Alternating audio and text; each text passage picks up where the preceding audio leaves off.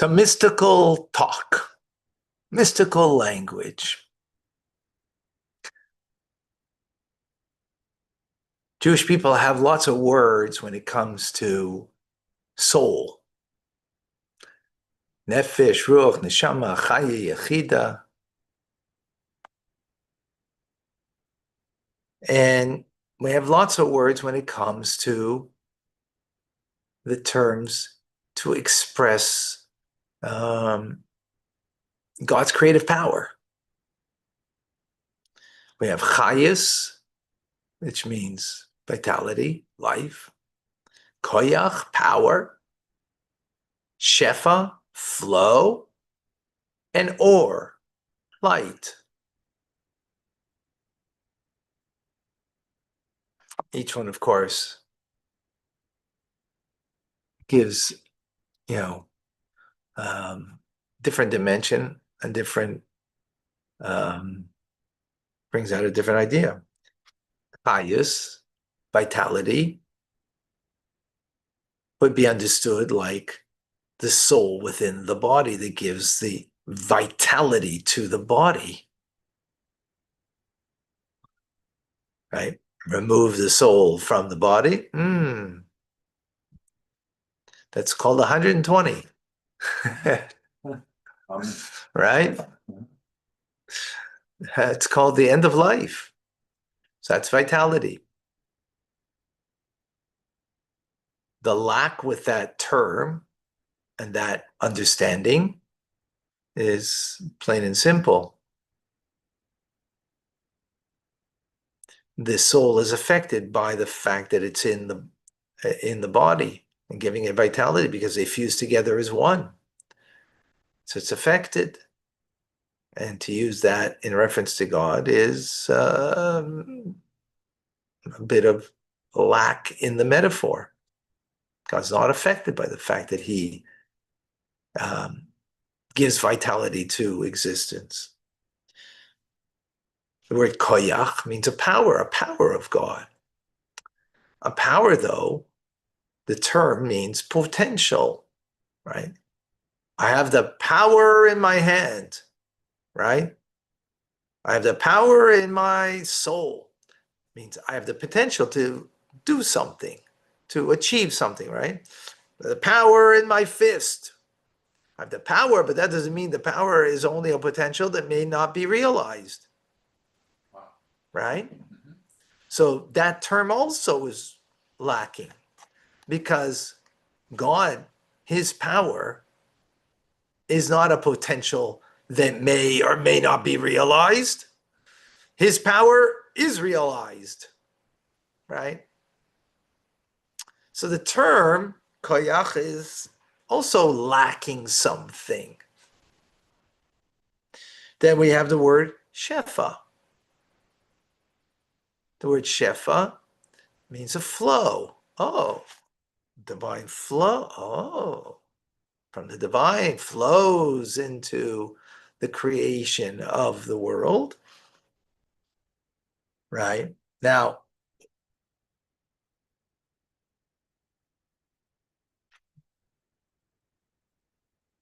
so like from a cup, you pour, and from it flows into creation.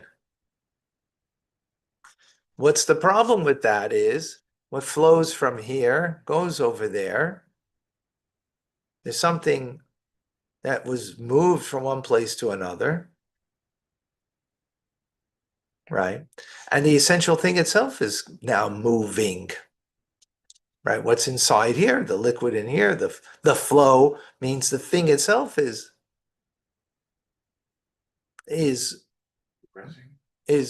well, moving from one place to another. That itself is, and it's the essential thing. That means God is moving from here to there. So that it's, right, meaning it's taking away from what's in here, the fact that it goes elsewhere, right? So that metaphor also is lacking something, right? Because that means there's a change. Right. We can't say that, right? There's no metaphor. Welcome to Tanya today. I'm Rabbi Ronnie Fine, coming to you from Chabad Zichron Kadesh in Montreal, Canada. It's a privilege and a pleasure to share with you the Tanya. Do we have a better metaphor? So what we begin chapter 10, and in chapter 10, the Alter Rebbe is continuing, of course, from chapter 9. Chapter 9, we finished off saying that the divine attributes of God, right, are relative to God,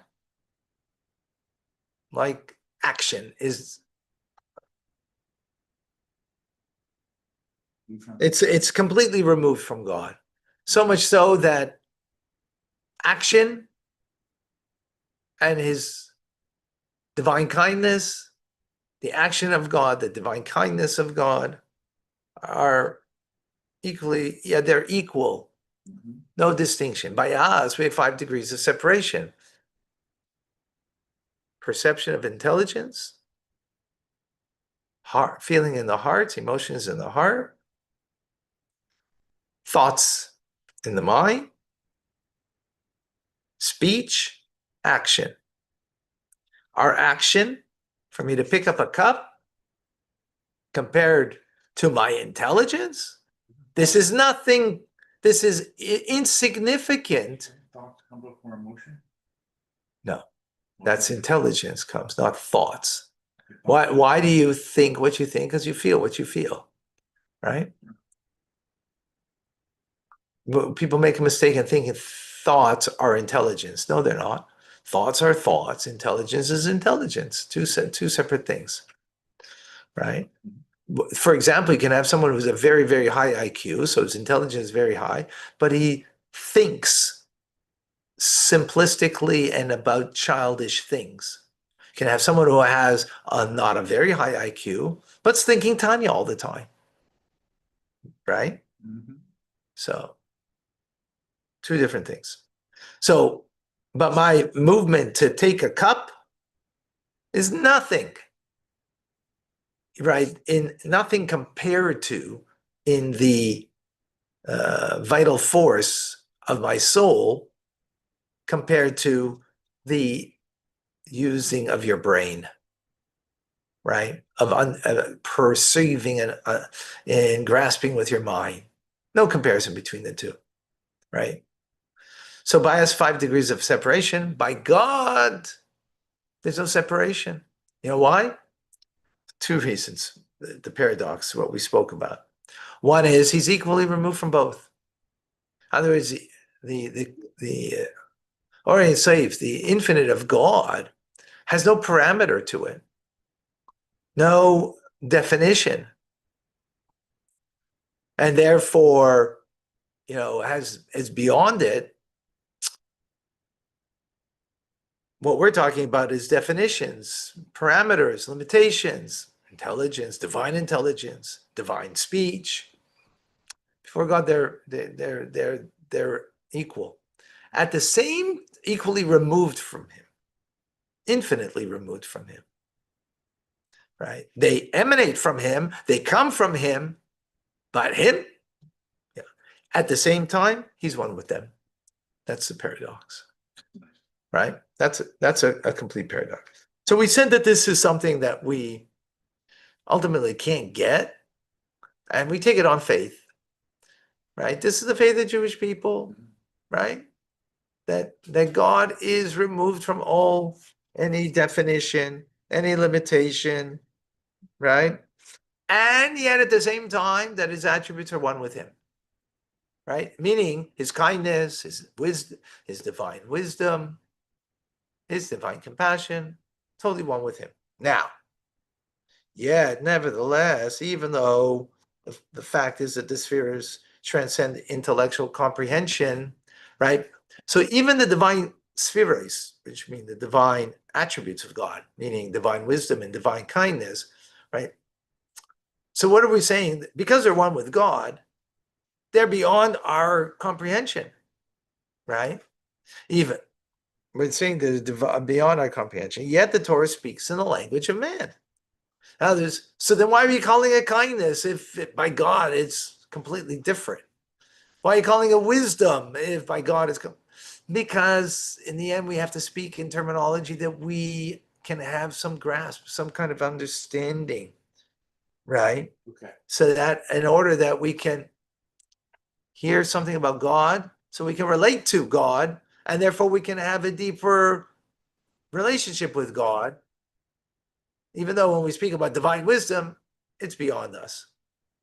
So therefore, God, Torah speaks in our language in order that we can hear something, so we can appreciate something, so we can have a more personal relationship with God, which parenthetically, this is what the Jews gave to the world.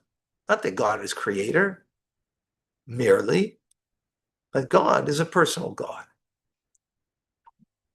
And not only personally, he cares about us, and therefore we reflect that back and care about him, but he gives us a way that we can know him.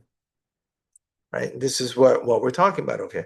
So permission was granted to the Kabbalists to speak allegorically about the spheros. How do they speak about the spheros? So the great Jewish philosophers, when they spoke about God and within creation, they spoke about him by shefa, a flow. They also use the word koyach, power. They use the word chayus, vitality. But those terms are lacking. What term did they use? Light. They use light. What's different about light? Well, you take light from the sun, you're not lacking anything. You take a flow from the cup, well, there's something lacking from where you took it from. But you're not lacking anything when the sun, right? Metaphor for the metaphor, right? When a ray of light comes out from the sun, there's nothing lacking from the sun. Emanates. When emanates, but that's not the point over here. No. The point that we're saying is that the metaphor that we're using with light, rather than vitality, power, flow, is a more precise metaphor. That's the point over here. Because the light is not lacking from its source, right? When you pour from here, so you're lacking. You're taking also the essential thing. But light is, as it is, light, right? First, and that's one thing. And secondly, the light reflects its source, right? Because there's light, let's just follow right now. Because there's light, then we know that there's a luminary where the light comes from, right? And it's connected to its source. Yeah. So in other words, the rays are not a creation, the rays are an emanation. Which is metaphorically like the attributes of God, right? Yes. That's the metaphor. The light of God, meaning the attributes of God, meaning the three intellectual components of the divine wisdom, understanding, and knowledge, the seven emotions, right? And kindness, power, strength, compassion, endurance, triumph, acknowledgement, humility, connection, and royalty, right? Mhm. So that's the term that's used to, right? And light, furthermore, reveals. So the divine attributes of God reveal, right? They reveal God himself. The attributes reveal God himself.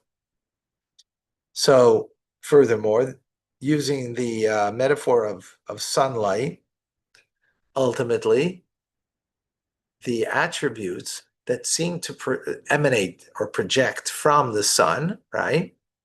Take about 8 minutes to get down here, right? A ray of light from the sun, projecting or allowing us to know its source, right? So the attributes of God allow us to know the source of the attributes is God. But furthermore, so from our perspective, how do we see? We see it as rays of light that come outside of God. And therefore we call it, oh, this ray is called chesed, kindness. This ray over here in my life is called gevura, strength. This one over here is called tiferes, beauty, compassion, right? And so on. We perceive it as different rays, right? Ultimately come from the same source, but you know how it's perceived by God? The ray of light within the sun. It's all of Him. It's all Him. It's not kindness. It's not gevura. It's not tiferes. It's not, right? It's of Him. It is Him, period. That we have a little difficulty, right? But that's what it is. So,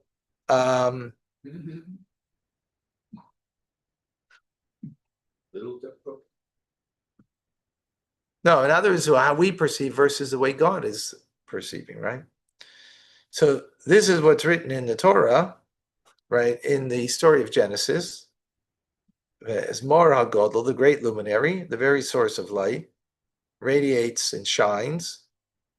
And that's why a day is called a day, because of light.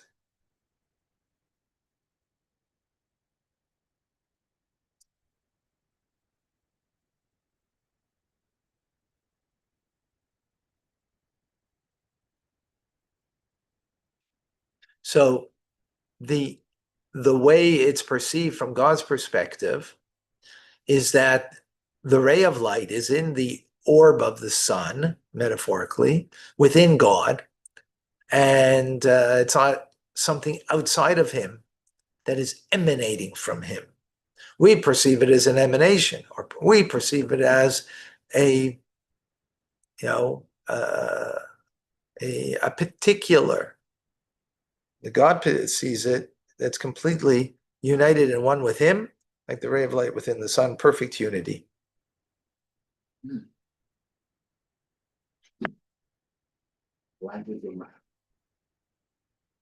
So therefore, since the ray of light is within the sun, how's it from God's perspective? Well, it's not called chesed or gvura. It's just called Him.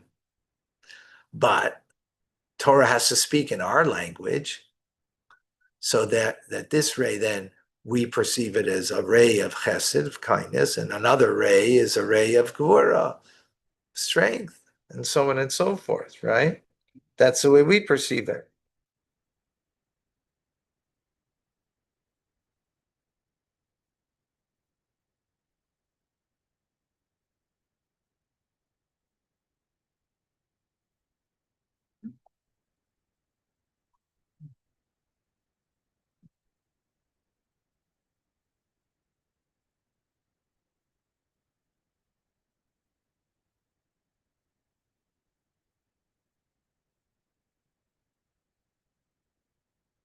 Any questions on this? Is that clear? Very powerful.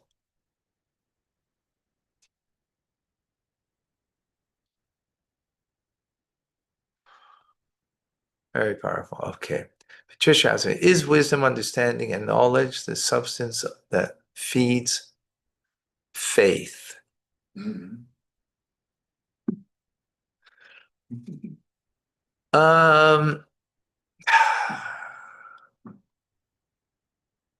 No, no.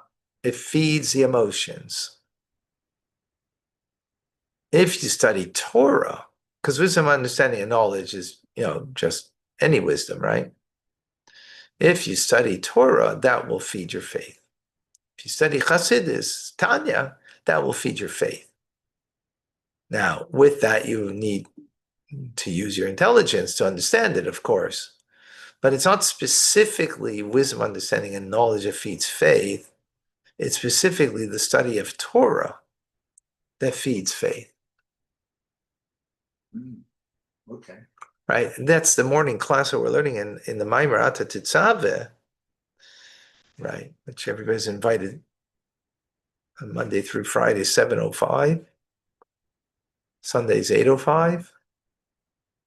Where we're learning that the leader, the Moses of the generation, feeds the people faith, and he do that primarily through his teachings of Torah, right? Excellent, Patricia. Thank you. Excellent question.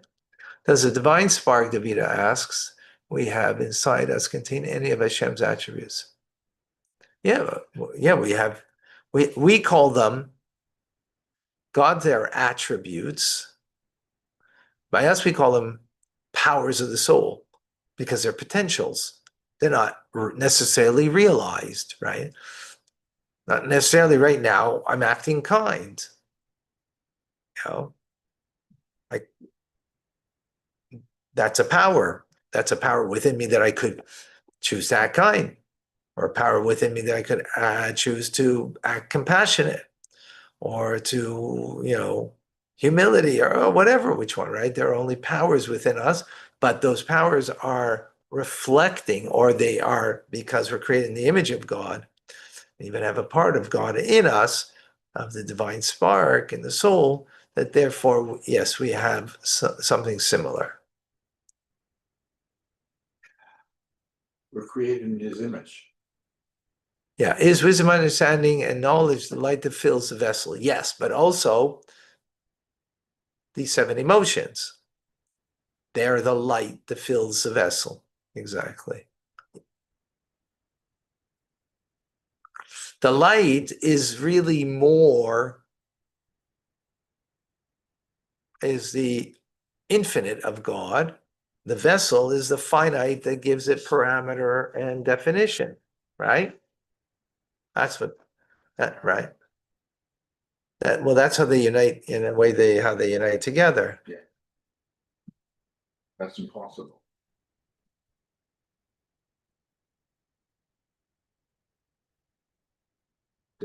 Any other questions?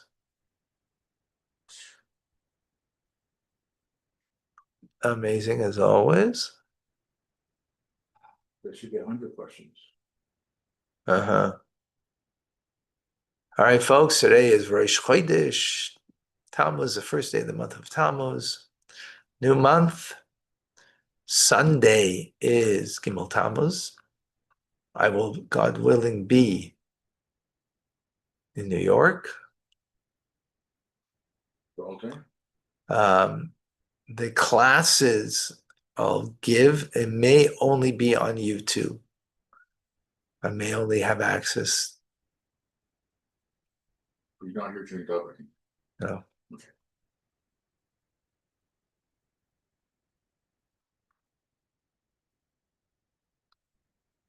So we can see you while you're driving. All right. Rambam. I'm Rabbi Ronnie Fine, coming to you for Chabad Zich and Kadesh in Montreal, Canada. It's a privilege and a pleasure to share with you the Tanya of an amazing, great day, a good Chodesh,